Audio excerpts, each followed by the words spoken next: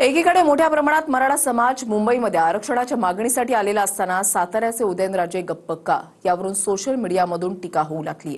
तर दुसरीकडे संजय राऊतांनी सुद्धा राजेंच्या मौनावर नवा दावा केलाय। पाहूयात एक रिपोर्ट।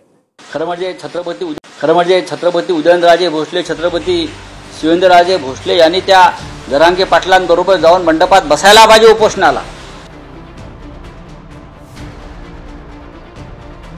एकीकडे लाखोंचा मराठा समुदाय आरक्षणाच्या मागणीसाठी मुंबईमध्ये एकवटलेला असताना शिवरायांचे वंशज असणारे राजे कुठे आहेत असा सवाल उपस्थित होऊ लागलाय।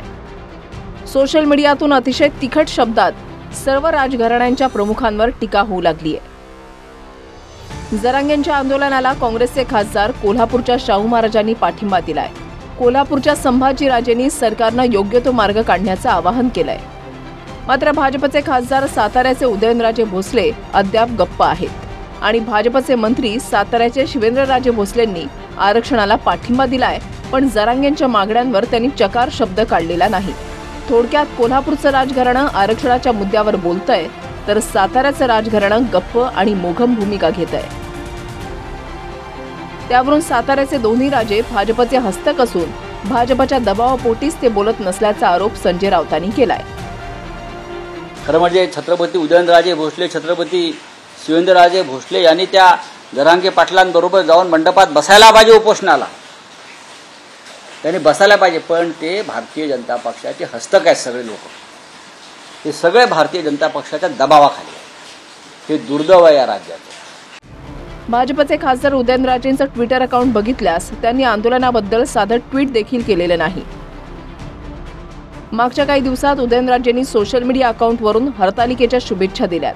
त्यानंतर गणेश चतुर्थीच्या शुभेच्छा दिल्या। अमित सटम यांची मुंबई भाजप अध्यक्षपदी निवड झाल्यानं त्यांना शुभेच्छा दिल्या।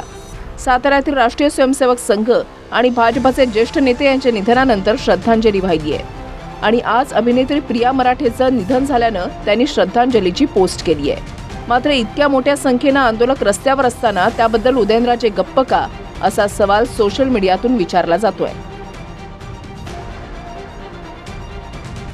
दरम्यान अंतरवाली सराटीमध्ये जेव्हा पोलिसांनी महिला वृद्धांचा आंदोलकांवर बेछूट लाठीचार्ज आणि अश्रुधुराचे नळकांडे फोडले होते, त्यावेळेला उदयनराजेंनी दोषी पोलीस अधिकाऱ्यांवर कारवाईची मागणी केली होती।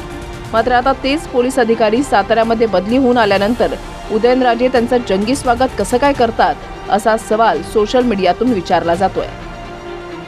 Bureau report TV9 Marathi.